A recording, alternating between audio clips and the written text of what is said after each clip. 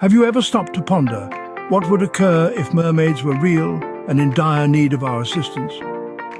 In the vast expanse of the Gulf of Mexico, there exists a world unseen by human eyes. A world of mermaids living in harmony with the rhythm of the sea. Their lives as fluid as the waters they inhabit, but imagine, if you will, a sudden disruption to this serenity, a threat that could wipe out their existence. Deep beneath the azure waves, nestled amongst vibrant coral reefs, lives our heroine. With her emerald tail shimmering in the soft, dappled sunlight that filters through the water's surface, she leads a life of peace and tranquility. Her days are filled with frolicking amongst the marine flora and fauna, her nights spent under the twinkling constellations reflected on the glassy surface of her watery home. However, a dark shadow looms over this idyllic existence. A sudden vicious attack sends ripples of fear through their community. An unknown enemy, ruthless and relentless, threatens their survival. The peace of the Gulf is shattered, replaced by a sense of impending doom. Our mermaid, with her heart as courageous as the ocean is deep, refuses to stand by and watch her kind fall. She knows she must do something, anything to save her people. But what can one mermaid do against such a formidable foe? The answer lies not beneath but above the surface. She decides to seek help from the world beyond her own. A world of dry land and air-breathing beings. She knows the journey will be fraught with danger and uncertainty, but she is undeterred. The survival of her people depends on her. With a deep breath, she turns her back to the familiarity of her underwater home and begins her journey. Upstream she swims, leaving the salty embrace of the Gulf behind. She heads towards the mighty Mississippi, the Tennessee, and beyond to the French Broad. Her destination?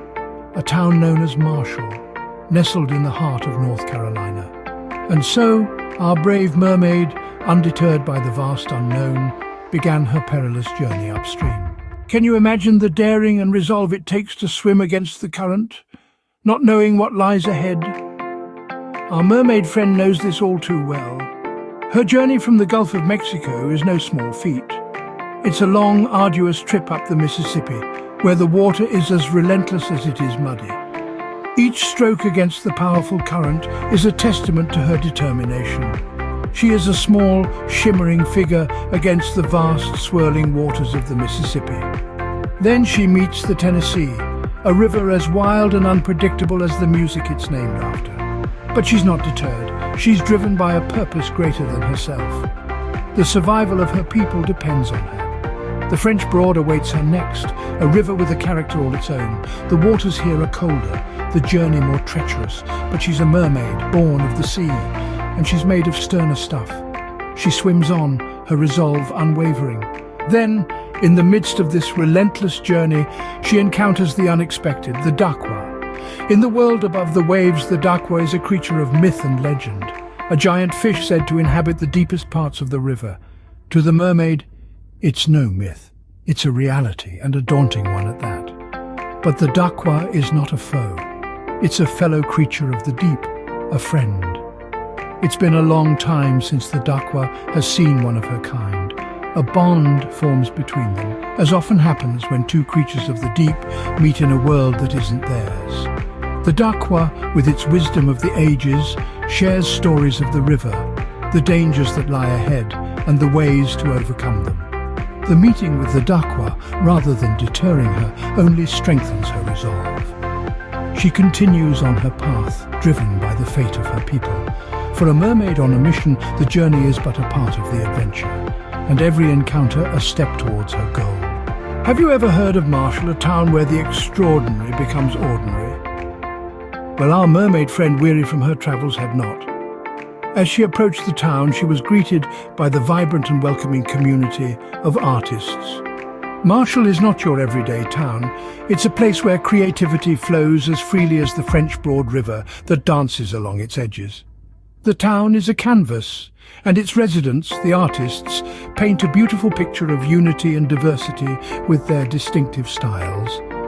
Our mermaid was taken aback by the town's warmth, with its quaint houses and studios, each one a unique testament to the resident artist's flair and imagination. She could feel the passion in the air, the love for art, and the respect for the unique and the extraordinary. She met the artists, each one more intriguing than the last. There was the sculptor, whose fingers danced on clay, creating shapes that echoed the natural world. The painter, whose brushstrokes brought to life the stories of the river and the mountains. The musician, whose melodies filled the air with enchanting harmonies. And the storyteller, whose tales of magic and myth resonated with her own experiences. With a sigh of relief, she shared her plight, her journey, and the danger her people faced. The artists listened, their hearts heavy with empathy. They understood the language of the heart, the plea in her eyes. They knew that art has the power to heal, to bring change, and to unite. In the face of such adversity, they didn't hesitate. With a shared look of determination, they agreed to help her, to use their art and their passion to save her people.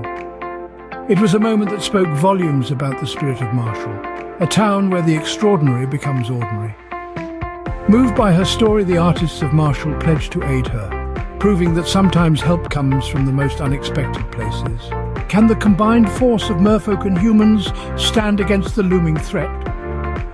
Here we are at the heart of the Gulf, where the waters are stirring with a blend of anticipation and fear.